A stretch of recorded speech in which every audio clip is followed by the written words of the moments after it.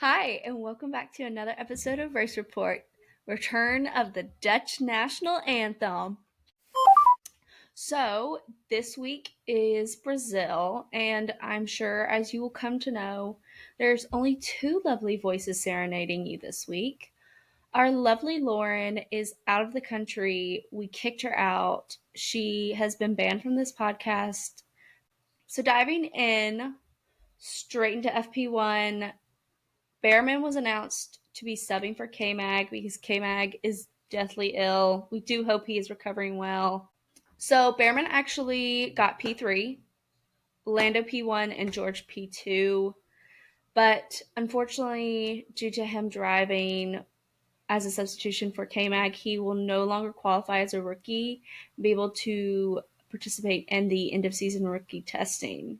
The track was also resurfaced with new pavement because the drivers were complaining about the bumpiness, but the complaints about the bumpiness persisted into the actual race day. I think Lando even saying like I'm only finishing this race for the mechanics because they put in all this hard work, but my back hurts so bad from how bumpy and uneven this track is. Yeah. That was tough. Like Lewis was complaining. You could see it in all of the videos. They were like vibrating all over the track. And I feel like this keeps happening where we keep like resurfacing or repaving the tracks to like make it better. And every driver is like, guys, the ride is so bad. The car is so bad. Like, this is terrible. It makes me think of that one scene, and I'm going to be roasted from this by y'all. The Cars movie where he's like first paving the road as his penance, and it's like Yes, every time I exactly like hear that. every time I hear about them repaving something, that's immediately what my brain goes to. Moving on from free practice, this was another sprint weekend. So we are almost done with all of the sprints for this season. Sprint quali was not a surprise, I would say. We had Oscar P1, Lando P2, Charles P3, and Max P4. Lando almost had that sprint quali pole, but Oscar really just came in there and said, mine. And we know he's great in like a sprint and a sprint race. Yeah. I think surprising, but also like not based on this season. SQ2, we had early exits with Lewis out in P11 and Checo in P13. Honestly, at this point, you could almost nominate them for like worst season of their career for this year. Yeah. Well, It's been bad for Lewis is not having a good season. Checo's having an abominable season it's so considering the bad. car he And like has. I don't want to say I'm not making any assumptions because I don't know what goes on in Lewis Hamilton's brain, and I'm sure he's giving it his all out there on the track every single time he steps onto it. But if I were him, I would be like, I'm so done with this garbage can on fire. I don't even care anymore. Like, okay, I get out in Q2, whatever. Like, I just do not care anymore. That would be personally me. It's just the way he's not surprised anymore. Yeah, I'm like, and that's probably the most like gut wrenching is like it's a glimmer of Yeah. hope when you do better, but it's now the norm that you're not going to. Finishing out sprint quali, shout out to two of our rookies. Ollie Behrman qualified P10 and Liam Lawson qualified P8. So those were the two rookies that we had in the top 10 for Mm-hmm. the starting grid for the sprint. And on to the actual sprint. So we had a couple of people start from the pit lane. We had both Aston Martins and Joe. The starting four stayed the same. Max and Charles did a lot of battling for P3. And Max, being Max, was on the radio complaining about how Charles was not sticking to the McLarens and giving them an opportunity to swap instead of, defending against Max. So everyone's entitled to their own opinions. That's fine. We're not here to judge. We are, but we're not.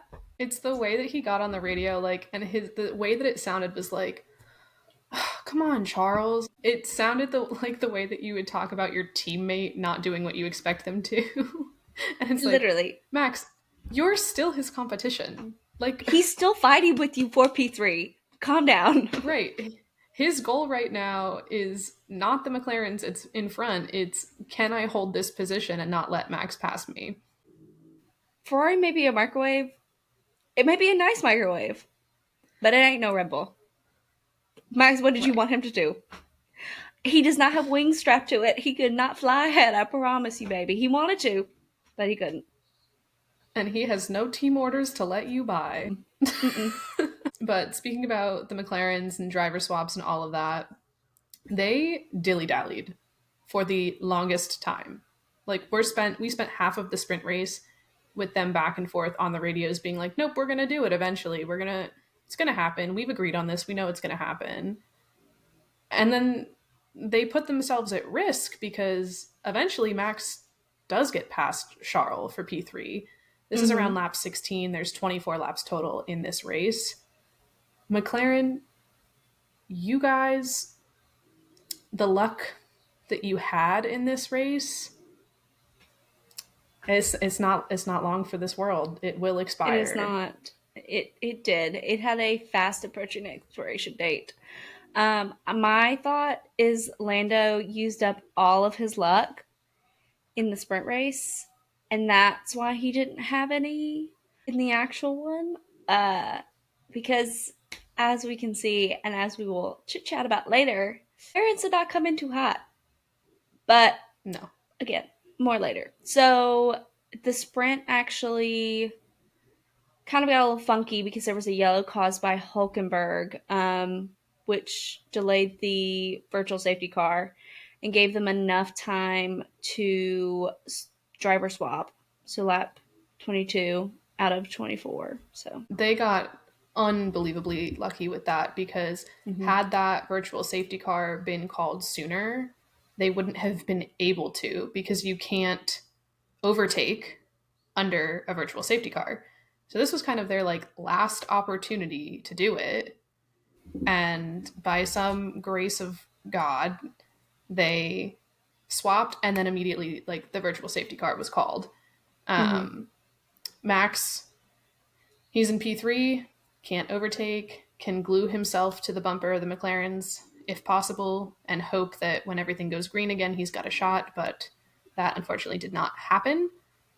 He did end up receiving a 5-second penalty for a virtual safety car infringement. This was not because of him trying to overtake Oscar too soon or something like that. It actually ended up being because he failed to keep the minimum lap time under the virtual safety car. So even though he spent the entire race fighting to get past Charles for P3, he does get demoted back down to P4 at the race end. And Charles keeps his P3, which is great for him. Um, Everyone goes home happy except for Max. yeah, basically the only difference between the top four was Lando and Oscar swapping, which I get it. It makes sense. If you're fighting for potentially two different championships, every single point counts. And Oscar, the man that you are, like, you're a good teammate.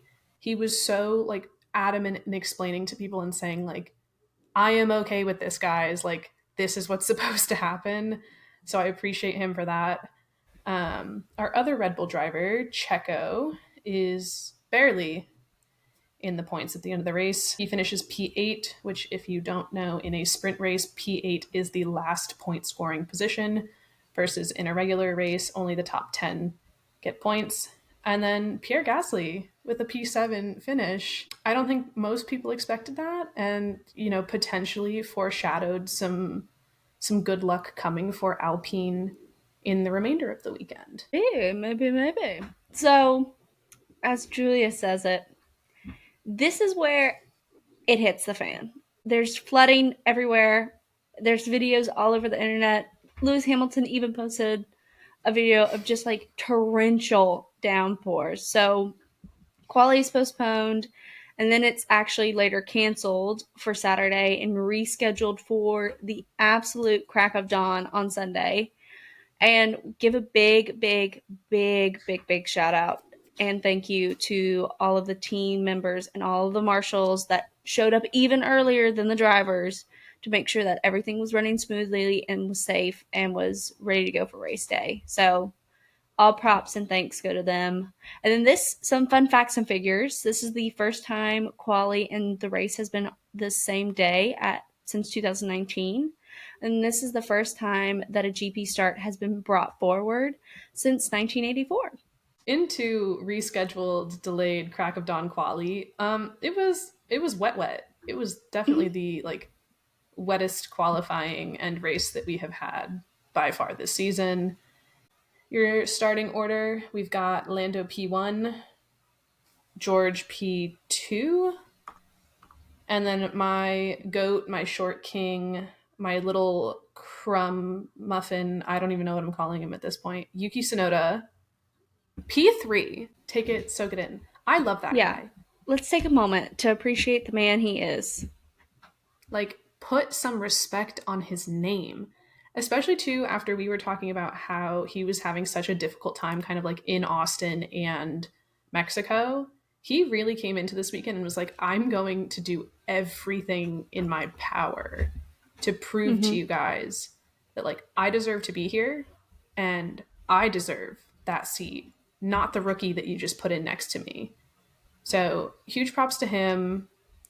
A wet qualifying is never, ever, ever easy, and he did exceptionally well. Our top 10 was, it really just felt like they dumped all of the drivers' names into a hat and picked them out randomly. The best description to Because give it to. we had what? Ocon, Albon, Lawson, and then I think we had both of the Aston Martins in the top 10. I'm not 100% sure. And as great as it is that Albon qualifies in the top 10, he did end up crashing out and his car is severely damaged, and they really just, it's a gamble, is he going to be ready for race day or not, but we'll get into that a little bit later. So into Q1, Lando barely survives, knocks Lewis out into P16. Both rookies, Behrman and Colapinto, are out. And then there's a red flag after Colapinto crashes into the barrier. RIP, the Williams mechanics. They went through it this weekend. Both Aston Martin and the Williams mechanics deserve like exponential bonuses at this end of the year. Yeah, so Q1 ends and we go into Q2, and our smooth operator, who had a great week last week, amazing, Carlos unfortunately finds the wall, which causes a red flag. Stroll also crashes, causing a second red flag for the session. The worst part about this is it is like right near the end of Q2, so it ends the session early because there's not even enough time to bother resuming. Unfortunately, this prevents a lot of drivers from improving. So Max and Checo are out in Q2, P12 and P13. And I know that Kaylee was saying earlier that the sprint is where Lando lost all of his luck. I think this is where the luck really expired because Max has a 5 place grid penalty that still has to take effect. So that P12 turns into a P17 for race day. And like, you're in P1, he is in P17. This is almost the best odds that you could get unless he was like in the pit lane or had a DNS. You know what? I just want to say one thing. So for my top roster, I only got 1 out of 3. We won't speak about the other two because they kind of let me down. But I said Max is gonna win, and everybody was doubting me. They're like, P17, and I was like, he's come back. Just you wait. You Just you did. wait. That is so fair. I was one of those people. I was like, Kaylee, he has a penalty. Like, he's in P17 and it's raining. And you were like, mm hmm. Faith. And Q3 though, we had a couple of flags. Both Alonso and Albon both crash. Again, RIP to the Williams and Aston Martin mechanics. And then both cars both for cars. both teams. Both cars. At this point, quit while you're ahead. Quit while you're ahead. Don't even bother Just finishing out the go season. home. Go home. Carb really said, we're showing up and showing out today because Yuki P3, Lawson P5. Immaculate. Amazing. Words of praise. Everyone's been putting hate on Liam Lawson's name. Seeing what he's doing in AV Carb time and time again. Those boys, those V-Card boys, they're the reason that I like actually feel like I can wear this sweatshirt today and not be like I'm solely offended. wearing Max colors. I'm wearing red and blue for Max all the way. So, after all of the chaos that is the Friday, Saturday, and then the morning qualifying session, we finally get to the race. And Kaylee, no, I was having a really terrible day. I Brazil absolutely traumatized me. Like, if you don't know, like in the US, we had daylight savings happen Saturday into Sunday. And so all week I've been operating on the understanding that Brazil is 1 hour ahead of us. So I'm like, cool, I wake up at 10:30 and I'm like, awesome. I have an hour until all of this starts because it's at 12:30 or whatever there and I'm an hour behind. No. I start getting Twitter notifications on my phone that the race is on. Full blown panic. I had to I turned my Twitter off, my Instagram, everything. And then I turned on the race live and immediately was too confused because I hadn't seen qualifying yet. Then I texted Kaylee and Lauren and I was like, I am going to have a mental breakdown because I always watch everything live and I'm really confused. And so I need to go watch qualifying and then try and watch this race.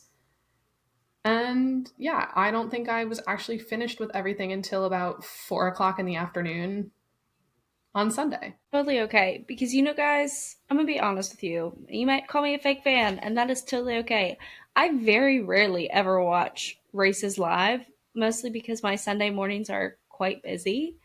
So, you don't watch races live either. That is nothing to be ashamed of because I don't either. Granted, too, don't forget the times of them for you are worse because, if it's a 9 a.m. race for me, it's an 8 a.m. race for you on a Sunday morning. That's rough. Or a 7 a.m. race for her, 6 a.m. I Yeah, love no. my drivers dearly. Do not love them enough to get up at 6. I'm going to be real honest. Unless you're paying me, unless I am financially on your payroll, don't think about it. Don't even think about it. But into the race, like we know from qualifying, the starting grid is Lando, George, Yuki, and then P4 to finish out the second row is Esteban Ocon. Another, again, surprising. Unfortunately, Mr. Alex Albon did not start because the damage to his car was so severe that they were not able to repair it in time. This is the last time he finished a race was in Baku. That was a while ago. So I feel so bad for him. that makes my heart hurt a bit. Makes my heart hurt a bit. So Albon does not start formation lap number 1 because if you've watched the race, you know that there were multiple. Lance goes off and then somehow beaches himself into the gravel. I don't know what the thought with that was, why he thought that he would be able to drive through a gravel patch because they are designed to not let you do that. But I think Mazepin was whispering in his ears, going, "You can totally drive through that gravel patch. I've done it before. You can do it." And shocker, shocker. Yeah, no. Literally what? As a result of that, we do get an aborted start. He DNFs, but it's more like I would consider it a did not start because Boy didn't technically even make it around the you first didn't formation start lap. exactly. You never actually started the race. Kind of similar to when this happened to Charles Leclerc last year. Yuck. And then we find out that Carlos is having a pit lane start because I think they had to change out the gearbox and something else. So after the day that he had the day before and crashing out, it's not surprising that he ended up needing to change parts. Yeah. He's just definitely out of his allotment because once again, the Ferrari is a microwave. It's not the worst microwave, but it does require part repairs quite frequently. Unfortunately. So now on to the second formation lap. So lights are on, they're yellow, cars pull away, but they pull away before the green is given. Even the commentators were a little bit confused. At first, they thought that some of the cars had stalled because Bottas, Colapinto, and Max all stayed in their grid boxes.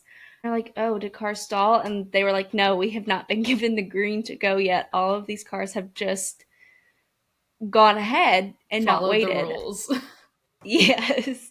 And I thought the commentators did make a good point that, yes, while it is on the drivers for partly knowing the rules, like you are in such a state of high adrenaline that it is also on your team to be giving you, like, hey, this is, an aborted start. Do not go until the green.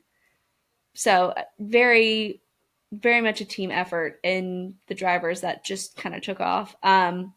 Franco was somehow in box 14, which wasn't his box. Again, the commentators were like, well, it's not really on him because he's just used to pulling up to the person behind you. Right. Someone in a other spot up, closer to the grid start, somehow it had gotten off kilter. And poor Someone Franco must was have moved just, up into Stroll's box, yeah, it just and Franco just not where followed he the was supposed to leader. be. Bless him. And then, so after the second aborted start and full reset is issued, Lando is noted for procedure infringement with a few other drivers. And then after the race, both Lando and George were fined €5,000 for the aborted start. Yeah, that was definitely. I'm glad that they didn't find everybody. Mm-hmm. I think it makes sense. Like Lando and George were P1 and P2, so they were the line leaders, and they kind of Mm-hmm. like they started this Because if messy. I had been in third, I would have been like, oh my gosh, they're going. I gotta go. Luckily, on Formation Lap 3, everyone finally does everything the way that's supposed to be done. The empty grid boxes that are supposed to be empty stay empty, and the race finally starts. I'm going to make a statement. Okay, Lando's in P1, George takes the lead from Lando. Oh my god, Lando Norris can't keep the lead of a race. We need to talk about the fact that there is another driver on the grid who very consistently cannot convert pole to a win, and that is Charles Leclerc. My man, I not love the Charles best. Leclerc and I love Lando, but I am so sick and tired of everyone making fun of Lando because he can't convert like P1 to a win or he can't keep P1 on the first lap. Charles Leclerc can't convert it to a win either. Like, why? I'm by no Whatever. means on Twitter just to play devil's advocate. Again, it's not okay what people are saying about Lando, and we will get into that more. But, and I am not on Twitter by any means. I have no idea what F1 Twitter says about people because I literally only It's follow like art incessant. accounts. So I'm kind of glad. But I will say, the Instagram meme page, whenever Charles is on pole and the predictions of who will win or like how many poles he has converted to a win, funny, very funny, all hilarious. They make me giggle, but there are a lot of them. And I do think that maybe the spotlight is shining a little bit brighter on Lando just because not only did he have his maiden win, but he has also had quite a few poles this season. And maybe just because while Charles has had a longer success of having poles and wins, it's maybe shifted off of him a little and on to Lando just because he's had so many. Again, it's not great that people are saying this about him. It is funny. Not great, but it is funny. So, like I said, George takes the lead from Lando. It that's that is his next thing. Is like he's worked on his qualifying pace. He's worked on his overtakes. He just needs to like really work on like holding a lead start, and like they just need to practice that at the track. I don't know Mm-hmm. what to tell them. Like that's you just have to do better practice. Um, our boy Oscar does improve up to P7, which is great news. And then we get a spin from Checo, which causes a yellow flag. He rejoins the track all the way in the back in P18, which is basically at this point the furthest back that you can be. The last spot on the At grid. the at the same time, Max has improved 6 places from P17 up to P11 in the first lap of the race alone. So that should tell you exactly how the rest All of the you race is haters going to that go. didn't believe me, Other things that we have early on, Ollie Behrman gets a 10-second penalty for causing a collision with Franco Colapinto. And even the commentators too, Hinch said it like, I think that's a little bit ridiculous because Ollie was the only one like screwed over by that happening. Franco did not lose track position. Ollie did, but poor Behrman. And then we have basically a 4-way battle for P3, which is Yuki, Ocon, Charles, and Max, because they are all within striking distance of each other for multiple laps. in lap 19, Behrman flawless overtake on Lewis. Max and Charles are really, really putting, the money making hits on lap 22 and stays ahead until lap 25 when Charles pits. And then I can't even really be sad because, I was clearly cheering for Max this race. Valid. Um, I I Charles don't get wasn't why even a they blip pit on my radar. Charles. But like Why does Ferrari do anything? in this kind of race, when you've already had yellow flags, this quali was full of red flags, quali was full of safety cars. Well, actually, no, I don't think they. I don't know, whatever. But like Inevitable, you'll get basically every something single else. team's right, every single team's strategy was we need to wait for a safety car or a red flag, and Ferrari was like, "Get in here, we're gonna change your tires, my guy," which I guess was that him trying to do like the undercut and hope that the undercut would work out for him. Meh, Ferrari gives a masterclass in tomfoolery. absolutely. So, unfortunately, our two little precious babies, Oscar and Liam, do come colliding in, and Oscar gets a 10-second penalty. When this penalty came up, I was like, for what? What For collision? what? Do either What of them have collision? damage? But yeah, poor Oscar. And then RIP. lap 27, another yellow flag. Remember By when Hulkenberg. last Again. week I was, I know. Remember how I was talking about how I wanted everyone getting penalties? You get a penalty, you get a penalty. This week is you get a yellow, you get a red, you get a yellow with like half of the Everybody. grid. Hulkenberg spins out again, and it once again causes a virtual safety car. Yes, Mm-hmm. it didn't ever become a full blown one. It was just the virtual safety car because he was like kind of on the track, kind of off the track.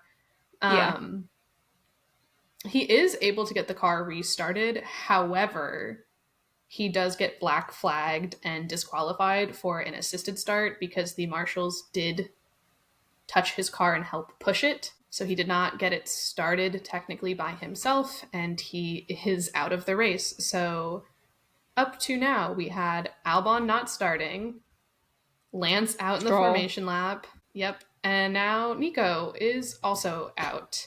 But But hey, Checo moved up a place. Spot and everything, ladies. once again, Nico Hulkenberg's virtual safety car finally gives McLaren a chance to do something. So they now have a decent chance to pit. Lando's been back and forth on the radio with the team all the way up until this point, debating with them whether or not it's worth coming in or staying out. It sounds like for the most part he is wanting to stay out. We know he's really good at tire management, so his understanding is keep me out past George.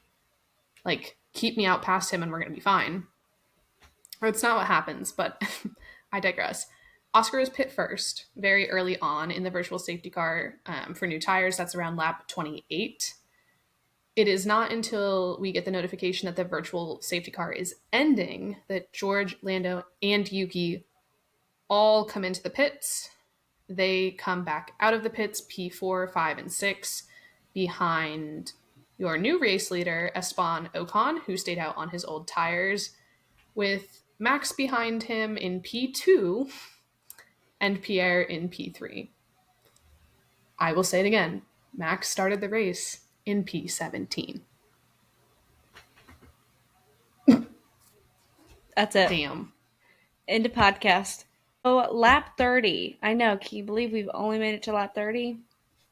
Lando overtakes George for P4. Safety car is yet again deployed, but this time because of extreme wet conditions. Lap 32, massive, massive crash for Franco. Very, very sad. I know I might not sound it, but it really was heartbreaking. Like, I especially with gasped. all that he's been through this weekend on and off the track, to then have him crash out in such a way, it was just like, can he catch a I break? was Can he so not catch a worried for break? him because I saw the fact that there was like fuel pouring out of the car, and I'm like, yes, I understand that it's raining, but that doesn't mean that it can't still like catch on fire. And I was like, get him out of the car. Water does not put out an electrical fire. So, Right. like, if it had been an electrical component, not just like gas, it the rain would not have helped. It probably would have only, agitated it more. So It glad was that he came bad. It out. was a bad crash. Yeah, glad he came out okay. No worse for wear. Sad that that is how his race had to end, though. So, of course, that results in a red flag. Lando is on the radio and he says everyone's going to get to change tires for free, huh? I'm like, okay, sir, Valid. valid, but like, could have waited, but you didn't. I feel like that was more like less him trying to be like a dick or like dramatic and more him trying to say like you guys should have listened to me. They should have, Especially too because the drivers know that the rain is getting worse. So if because I'm a they're on driver the and I can track. tell that the rain's getting worse, I need to decide, is it getting worse that I need tires so I don't slide off, or do I have enough control that I can wait until somebody else slides off? What he should have done is pull a Carlos and just said, "Na na na na na, can't hear you. Na na na na na, I'm gonna stay out." Driven past the pit lane. Yeah, Yes. that is what he should have done. Ocon, Max, and Pierre all get free pit stops, which really unfortunately screws over Lando and George for any hope of recovery. Lap 34, Lando goes off a little bit, puts himself in a wheel to wheel battle with George, and then Charles just goes wide and is putting himself against Oscar. And then, as if Franco's red flag wasn't enough and Carlos's qualifying wasn't bad enough, Carlos then crashes into the wall and a safety car is called and he DNFs. We now have 5 cars no longer in the race. I truly feel like this race I was watching a soap opera with how much like drama there was, and it wasn't even like drama with the other racers. Like, it wasn't like, oh Yeah, my literally. gosh, they're like bouncing off of each other, racing for, who's gonna get. No, it was the weather and patches. Drive to And it was survive the weather. the weather. The ground is wet, the tires are slick. It is slippery. Literally. There will be accidents. But yes, so Carlos DNFs. Lap 43, the safety car ends, and kind of on that like restart where they get space, Max does take P1 from Ocon. Lando screws up and rejoins the track behind Oscar. It was not his race. We will all agree on that. Lap 46, McLaren does a driver swap. Again, it's the same, if we're trying to win a championship and we even have some glimpse of hope at the drivers, every point counts. So I completely understand that. Russell gets past Charles for P4. Lap 55, Liam and Checo are fighting. But honestly, this is a tale as old as time. If Liam Lawson is on track, he will pick a bone with an older racer. I'm just calling it for the rest of the season. Last time it was Alonso, this time it's Checo. It'll be Lewis next time. Like, I'm It just was not Lewis shocked this anymore. time too. Yeah, you're right. Just kidding. It was Lewis. So he's just slowly ticking away at the older drivers. I love you, Liam Lawson. The way that you won't back down from a fight is incredible. Moment that every Max fan, big or little, young or old, has been waiting to say for a long, long time. Well deserved. Deserved. Drove an absolutely stellar race. Again, for any of you who have made it this far and missed all the other times we've said it, this man started P17, ended your race winner. Like, And this is his first Grand Prix win since Spain. Yes, mm-hmm. he did have the sprint race win in Austin, but this is his first Grand Prix win since Spain. That So, was like, forever soak it in. ago. Don't even remember Spain. So Max wins, and then out of left field, Ocon P2, Pierre P3. Again, I truly believe we entered the Twilight Zone during this race because no way this could have happened out of anywhere else. Never would have been on my bingo card. Even a blind monkey could never have guessed this. No. But the rest of the grid follows Russell, Leclerc, Norris, Piastri, Sonoda, Lawson, Hamilton. Oscar unfortunately falls behind Yuki to P7 after his penalty from early in the race. And then Checo finishes outside in the points. Which, Julia, Totally what did you send surprised. me? Not even surprised. You sent me something or sent us something in the group earlier. What was it? Like, this is the worst a driver's partner has finished since, like, Jos Verstappen was racing. Oh, Lauren sent that, yeah. And then I sent the thing about how I think it was Pierre or no, Alpine. One of the Alpine drivers has scored the same amount of points as Pierre. Checo Yep. since, yeah, Pierre since the summer break. And they're literally driving a cinder block. Yep. Like, we can't even get the pink camo because their car is so heavy that they can't make it heavier. That's Maybe we'll get sad. it now as like a reward. But You. once again, Checo finishes outside the points. It's like, I don't know And how many more weeks I could keep reiterating that. very few constants in life. One, the FIA will never apply rules fairly, and Checo will be somewhere near the back of the grid. Even after 5 people were out of the race. I think it's very clear to say our big winners this week on track and the teams that might be on crack are Alpine and VCarb. Because, like, literally what? Yuki, Who knew 8. they would do Liam, so well 8. in torrential downpours? Literally. Yuki is my boy. I am so, so freaking proud of him. Like, he needed this. And I really hope that this finally, like, people need to stop looking at him as just like a rando on the grid and understand that he has such good potential. Liam 8, no crumbs. The battle with Checo, him fighting off Checo and Lewis Hamilton at the same time, outscoring Lewis in the points when Checo isn't. Make it make sense. I think it makes sense. I was literally chanting to myself when I was watching this, going, fight, fight. And that is what he did. And I just think it's so impressive that he was able to hold his own against Lewis Hamilton. Like, yes, Lewis Hamilton has not had the greatest year by any stretch of the word, but at the end of the day, he's still a 7-time world champion.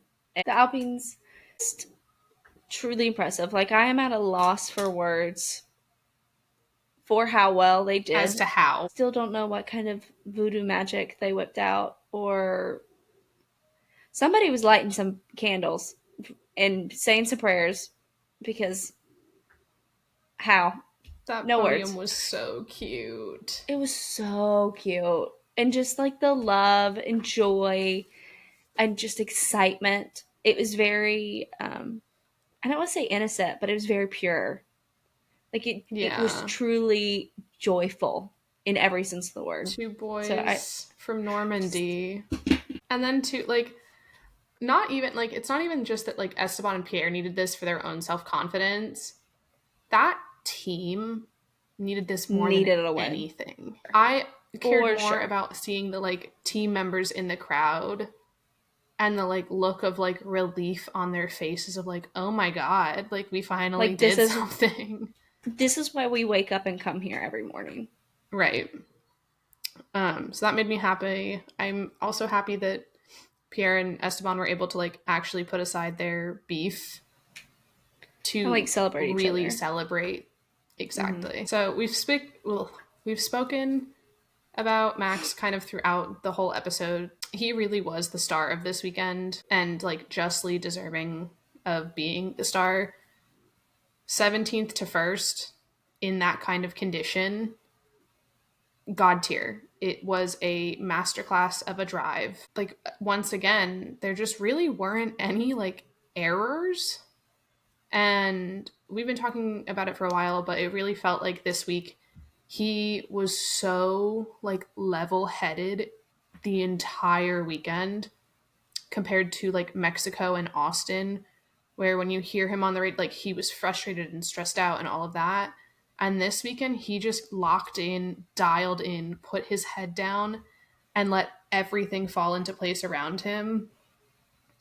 And I almost feel like part of it is because he's like, all right, I'm starting P17, like whatever happens, happens. And then whatever happens, happened himself into a win. And it was Mm-hmm. beautiful.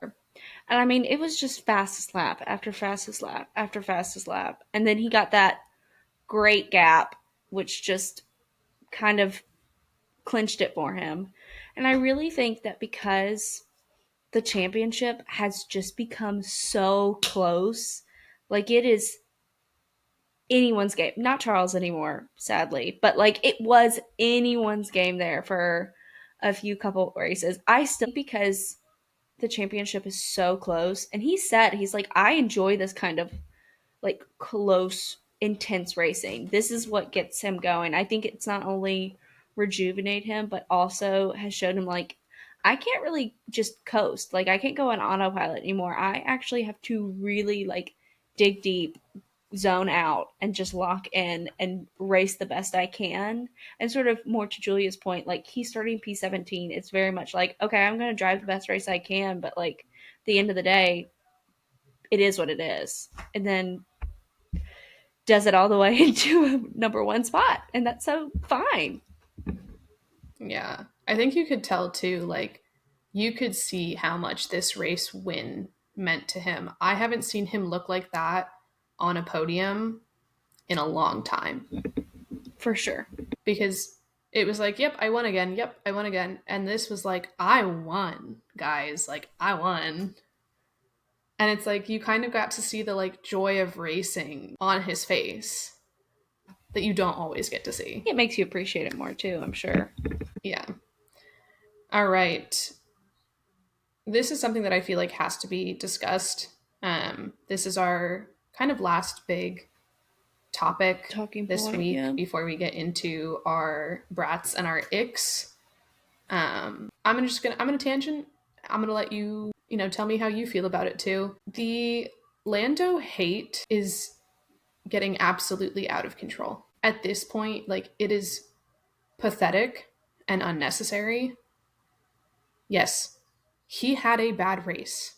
He knows that he had a bad race. We all know it.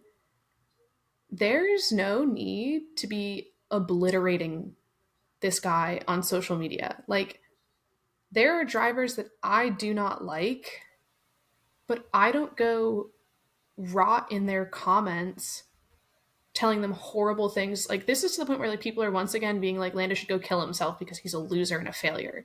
That's unbelievable. And not only that, but the guy can't even like safely go into an interview without his words being taken out of context. Specifically, earlier on in the weekend, there was a clip where they tried to ask him, like, oh, well, Max is starting P17. How do you feel about that? And he's like, I hate this question. I'm not going to answer this question. My focus is on me and my race. It has nothing to do with him. Like, stop trying to get a new soundbite that you can use. And unfortunately, after the race on Sunday, they got the perfect one. When Lando was talking about talent and luck and all of that, it was not about Max. He never said Max's name, ever. He was even referring to his own luck that he had earlier in the weekend. He had luck early on, he didn't later on. This is someone who's also called himself untalented on his own radio. He was speaking about the virtual safety car, the red flag, all of that, where his pit stop at the time made sense. And then it turned out to be unlucky and not the right move. And with these kinds of races, that's how it is. It is a complete gamble. And so, my personal feelings on that to the media and to sports journalists, you need to do better because you are the news source that fans have to get their information from, and you're not even giving fully accurate news. You are only giving news that will stir up drama and provoke hate, and you should be ashamed of yourselves for promoting that. It's very there's a code of ethics that many journalists live by, and I feel like one who participated in this sort of level of twisting time and time again. Like, yes, things can be misconstrued innocently and that can be misconstrued purposely. People who take part in the perpetuation of a feud that doesn't even really exist outside of Drive to Survive. I think it's very discourteous. I think it gives a bad name to journalism, serious journalism. It turns it into sort of a gossip rag because at this point, when you read a headline, I'm like, okay, well, yes, this might have been put out by a credible site, but so did F1 memes put out an equally credible, soundbite.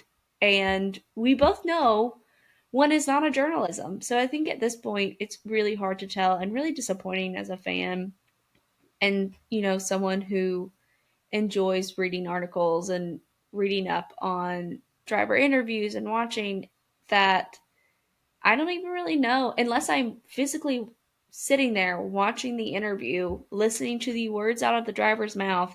Like that shouldn't be my only reliable source. I shouldn't have to hear it straight from the horse's mouth to be like, okay, this is a credible thing said. So I think it's just sad that this is kind of what it's come to at this point. Yeah. I think, too, a note to fans, if you see something on Instagram or on Twitter, Lando Norris calls Max Verstappen untalented. If you think that that sounds crazy, maybe do your own due diligence and find the full excerpt, because when I first saw it and then I did see the full excerpt, I was like, these are not the same. One of these looks very one way, and one of these is not at all that same message. On to the lighter segment. Rat and ick. So for my rat, this is not even a question. Whose praises have I sung literally the entire race? And last race and the race before that. Since he come, Max Verstappen's number one fan. Move over John Robinson. It's Kaylee Randolph. Case in point. And then my other brat, Franco, just because I still think, even though it was very unfortunate that he crashed out, he still did have a good race, especially for extenuating circumstances off the track. I think that he had a really good race for the short amount of time that he was in it. And he carries himself really well. Very week well. in, week out. Mm-hmm. So. Consistently. I agree with that. I wouldn't, for me, they're not my top brats. I think it's been clear all episode. My brats this week are Liam Lawson and Yuki. Checo, watch out.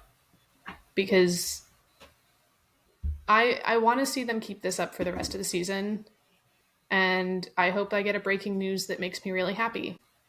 Me too. And then to circle back slightly to our last talking point, my ick corner, it's going to be the journalists and the media this week, twisting words, like, do better. That's all I have to say to them. And then my other ick is the weather. Because though, yes, I wanted chaos, I did not mean this much chaos, and I am still traumatized trying to recover. I second Julia in the journalist sort of firestorm that they've stirred up, but also the photographers who were chasing down Colapinto right after the announcement that his grandfather had passed away, which, our thoughts and prayers are with him, but like very crass, very uncalled for. Like, this is already going to be a difficult weekend because he's obligated to race. It's not like he can just say, sorry, which would be very rightly so. He can't just say, sorry, not going to be here. And yet you're hounding him when you know he's actively grieving. Yeah, that's Have a little disgusting. bit It's very decorum. icky. Even if you don't, pretend to have a little bit of decorum. Please. I'm just confused too because it's like F1 is the pinnacle of motorsport. It is the highest class, it is the most exclusive, and all of that. These photographers and journalists should be acting with a significant amount more in terms of like poise. Mm-hmm. They are lacking poise, they are lacking decorum, and they're just insensitive at this point. They don't even treat the drivers like humans. The like Like freak show animals. So, after a very long, drawn out, and hard won win, a good night, a goodbye, and I love you, a little kiss on the cheek from your favorite Lestappen groupies. Bye, guys.